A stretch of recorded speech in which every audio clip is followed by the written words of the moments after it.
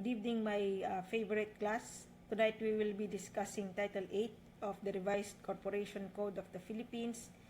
We will be talking about corporate books and records. Again, our source materials are Partnerships and Private Corporations by De Leon and De Leon Jr., as well as the Revised Corporation Code of the Philippines, a short introduction by Aquino and Aquino. So let's begin with books that are and records that are required to be kept by corporations, taking note of Section 73 of the RCCP. So anyway, under the revised code, the books that are required to be kept are number 1, the Articles of Incorporation, and also the bylaws. So remember, this will include all amendments thereto. What else? Number 2, the information regarding composition of the corporation. This will include the current ownership structure, voting rights of the corporation, including list of stockholders or members, group structure, intra-group relations, ownership data, and also beneficial ownership data. So yun ang kasama sa number 2. In number 3, information regarding the governing board. So this will include the names and addresses of all the members of the board of directors or trustees and also the executive officers. Diyan ilalagay yung kanilang mga details and information. What else? Number 4, a record of all business transactions. So yung records of all business transactions would include yung journal, ledger, financial statements, income tax returns, vouchers, receipts, contracts, and all papers pertaining to the operation of the corporation of interest to the stockholders or the members as applicable. What else? Number 5, a record of resolutions. So these are resolutions of the board of directors or trustees and also of the stockholders or members. What else? Number 6, reportorial requirements, meaning copies of the latest reports required to be submitted to the SEC. Also, please take note that the corporation is required also to keep minutes of all meetings of stockholders or members and board meetings. So, meetings of stockholders, kailangan may minutes yan. Board meetings, kailangan din may minutes yan. So, the minutes will set forth in detail, among others, number 1, time and place of the meeting, how it was authorized, the notice given, the agenda therefore, whether the meeting is regular or special, its object if it is special meeting, those who are present and absent, and every act done or ordered done at the meeting. Upon demand also of a director, trustee, stockholder, or member, the time when any director, trustee, stockholder, or member entered or left the meeting must be noted in the minutes. So yung kanilang pagdating and also yung kanilang pag-alis will be noted in the minutes if there is a demand made by any director, trustee, stockholder, or member. On a similar demand, meaning pagka may nag-demand din, the yes and no's must be taken on any motion. So, kung ang vote mo yes, it will be recorded. Kung ang vote mo no, it will also be recorded in the minutes. Also, any motion, any proposition will be recorded in the minutes if there is, again, a similar demand. Protest of a director, trustee, stockholder, or member on any action or proposed action must be recorded in full upon demand of the opposing director, trustee, stockholder, or member. So remember, the minutes prepared by the secretarian, and also it should be signed by said corporate secretary. If it is not signed, remember, it will not have any probative value or credibility. So yun ang tandaan natin in case of minutes. What else? In addition to the minutes, the corporation must also keep a stock and transfer book in case of stock corporation. So, dyan, ang stock and transfer book is a record of all stocks in the names of the stockholders and such other entries as the bylaws may prescribe. What else, in case of a non-stock corporation, meron dapat silang membership book or a list of the members. Yan. It may also include a list of the proxies of the members. Under special laws, syempre, corporations, in addition to all the books that I have just mentioned, must keep other books and records required by special laws such as the Public Service Act, the General Banking Law, NIRC, and also the Labor Code.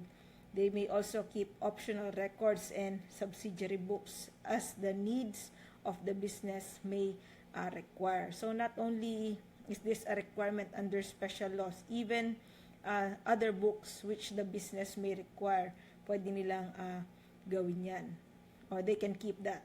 What else? So remember, class, it is mandatory to keep the books. So the language of Section 73 is imperative and mandatory, meaning sa pilitan ito, they have to do it. What else? Proper custodian of the books and official records, usually the corporate secretary. All of the books must be kept in the principal office of the corporation except the stock and transfer book, which may be kept in the principal office of the stock and transfer agent if one is appointed by the corporation. And in case of dissolution, kailangan pa rin i-keep yung books.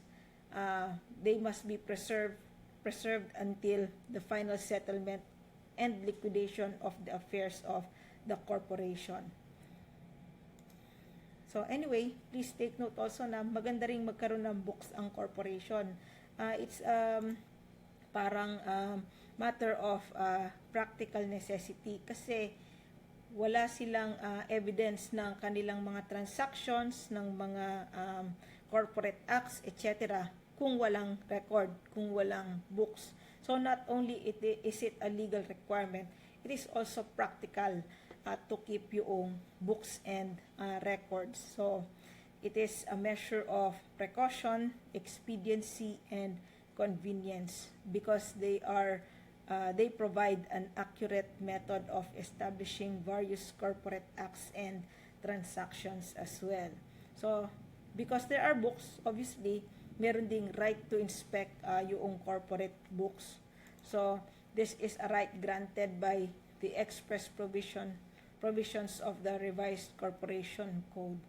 So, lahat ng klase ng corporate books, regardless of the form in which they are stored, are open to inspection by any director, trustee, stockholder, or member of the corporation, maybe in person, or they can appoint a representative to inspect yung books. Can it happen that you will appoint a representative? Yes, because some entries in the books and the records you do not understand, like financial statements. Kung ikaw ay layman, hindi mo naman naintindihan yan. Parang pinaparinggan ko yung sarili ko, no? So anyway, remember, lawyer only, not accountant. So if I will inspect financial statements, obviously I will bring an accountant with me. Is that allowed? Yes, as long as, remember, the inspection is done at reasonable hours on business days. And in case of copies, if I want to make records, copies, etc., I have to make a written demand. Yan. And I have to pay for the reproduction noong copies. So, what else? Basis and purpose of the right to inspect corporate books. So, ang basis naman talaga ng right ng mga stockholder members, directors, trustees to inspect corporate books is that there is ownership of assets and property of the corporation through the ownership of shares.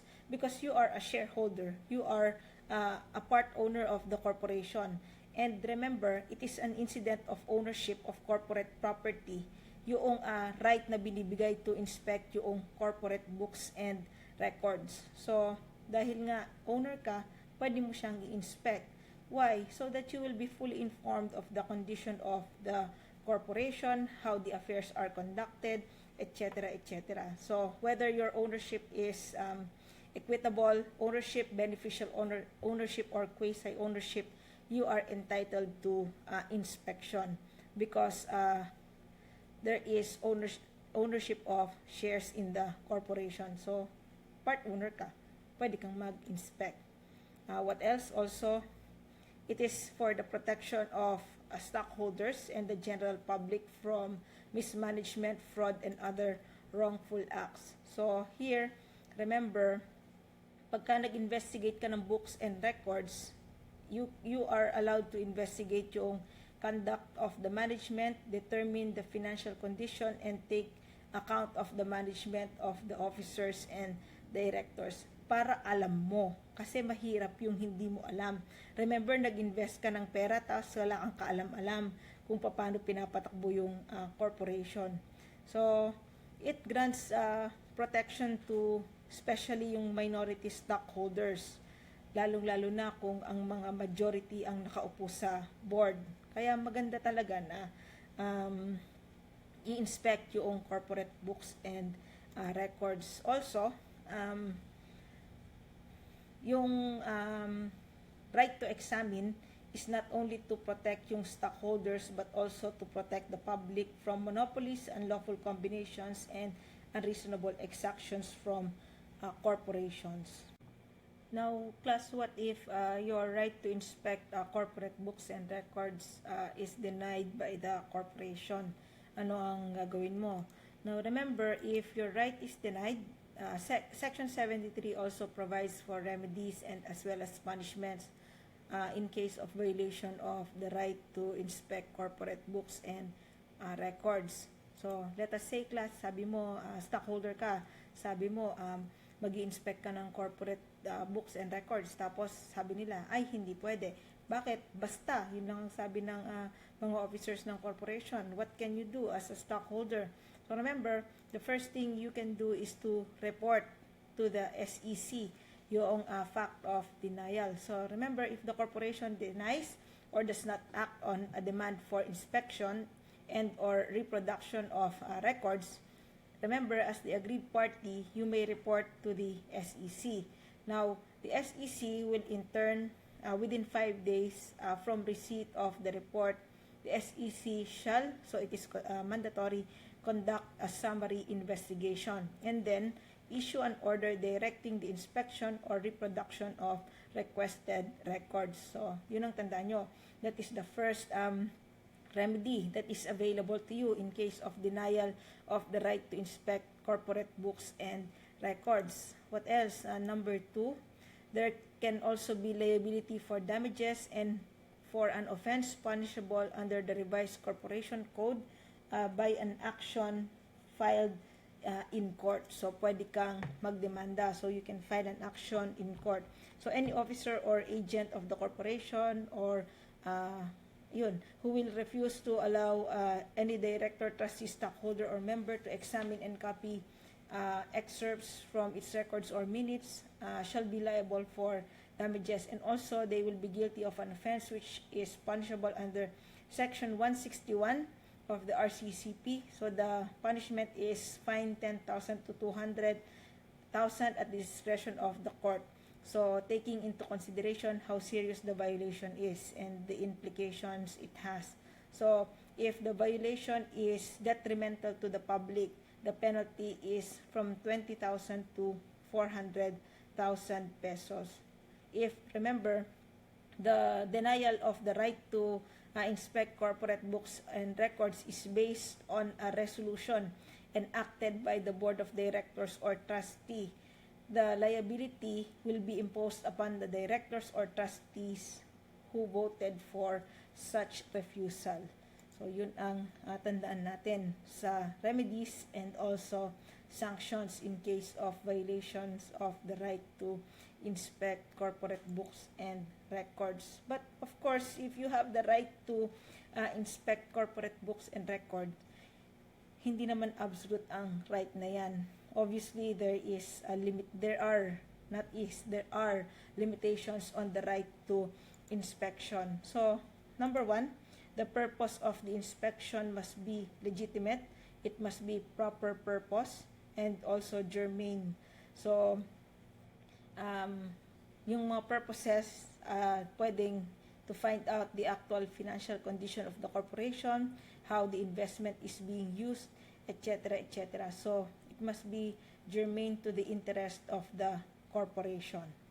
What else? Number two, the right to inspect is not applicable in case of foreign corporation. So, yung inspection is subject to the requirements of the foreign jurisdiction.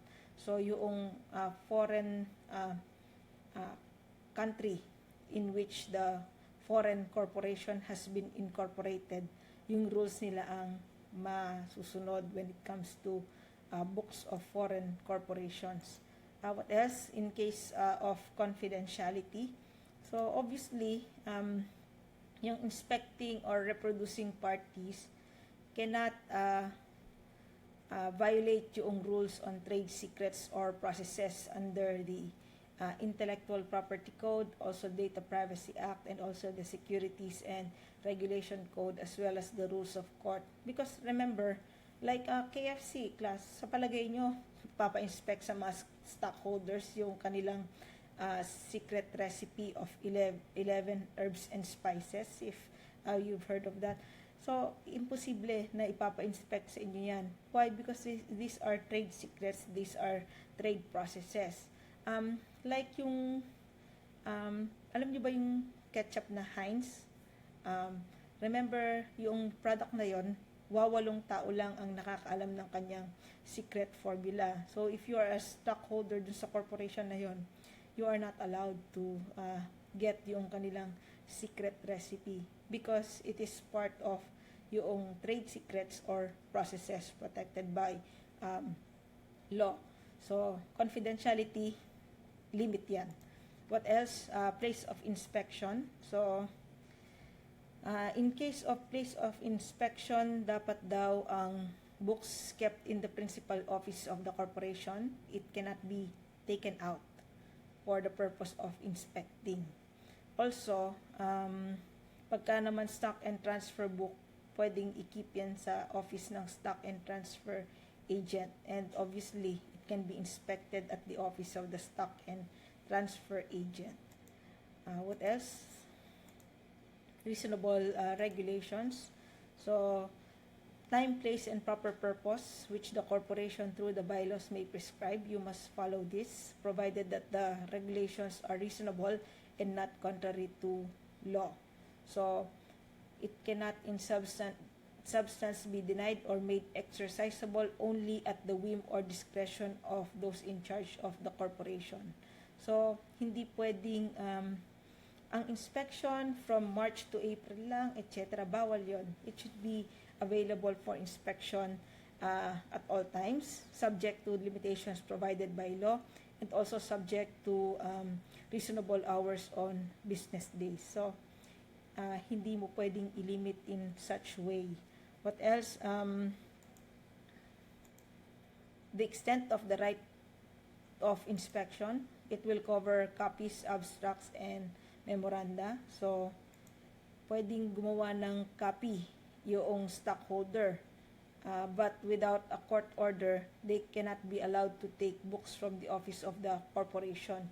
And also, with respect to financial statement, a stockholder or member has the right to receive the most recent financial statement. Also, again, an agent or representative may inspect yung books, maybe in the presence of the stockholder, director, trustee, or member, but always with the authority noong representative or attorney in fact. So, what else? It will include also all pertinent books, papers, etc. So, it will include also yung contracts, minutes, and other instruments yan, which from which he can derive any pertinent information to protect his interests. The right is not available. Remember,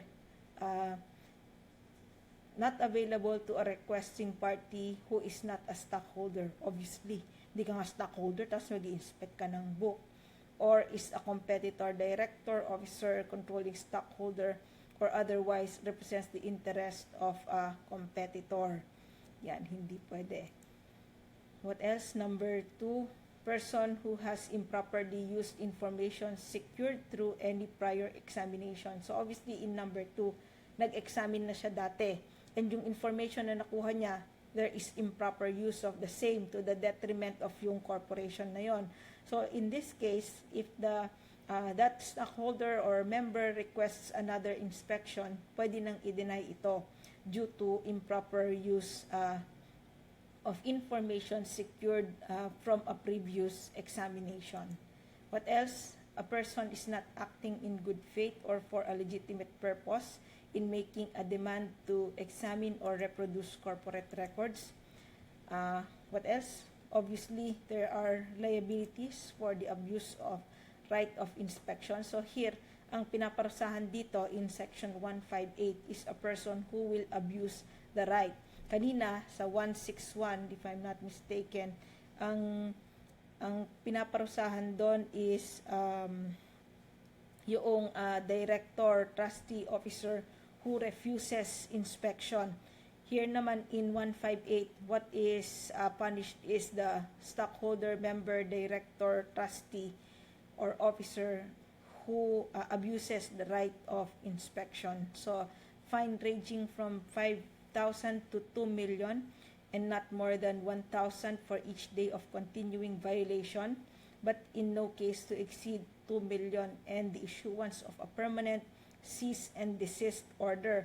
Ano ba yung cease and desist? Stop ka na, tama na, huwag mong gawin yan. Yun ang cease and desist order. Obviously, this is issued by the court. And so remember, this is without prejudice to the provisions of the Intellectual Property Code of the Philippines, also the Data Privacy Act of 2012.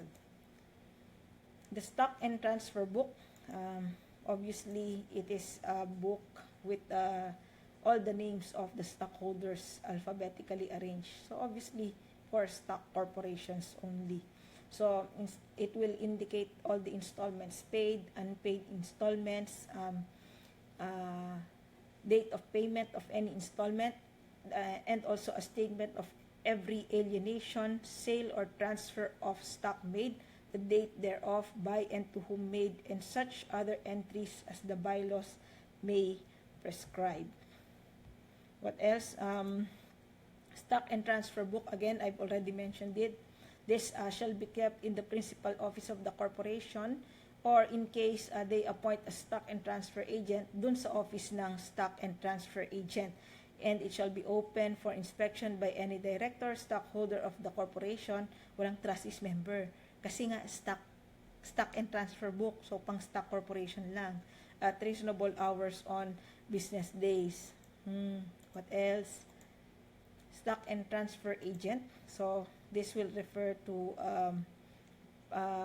one who is engaged principally in the business of registering transfer of stocks in behalf of a corporation. So kailangan merong license from the SEC and also pays a fee as may be fixed by the SEC. And remember, this is the license is renewable annually. Obviously, a stock corporation may also perform or make the transfer of its own stocks. Parang logbook lang naman to eh. Susulat mo lang doon. In which case, remember, all the rules and regulations imposed on stock and transfer agent except the payment of a license fee shall be applicable. So class, what about financial statements? So yung financial statements, they are covered under section 74. So duly signed and certified in accordance with the revised corporation code and the rules as the SEC may prescribe. So this is signed by the treasurer and the president, actually certified under oath by the treasurer and the president, but only if the total assets or total liabilities of the corporation is less than 600,000 pesos or such other amount as may be determined appropriate by the Department of Finance. Now the question is, what if it is 600,000 exactly and above. So if it is 600,000 and above, remember, sabi ng Section 177, financial statements must be audited by an independent certified public accountant if the total assets or total liabilities of the corporation is 600,000 and above. So the right of a stockholder or member to financial statements, again covered by the same section, within 10 days from receipt of a written request. So kailangan magkaroon ng written request from a stockholder or a member. The corporation shall then furnish to him its most recent financial statements in the form and substance of the financial reporting required by the SEC. And remember also, during the annual meeting, required din ang board to present yung financial report of the operations of the corporation for the preceding year. And this will obviously include the financial statements duly signed and certified in accordance with the rules prescribed by the revised corporation code and also the SEC. So usually annual meeting, regular meeting ng stockholders or members. So that's it for Title 8 Corporate Books and Records class. So please take standby pala for Title 9 Merger and Consolidation of Corporations. Thank you class, and again, have a good day.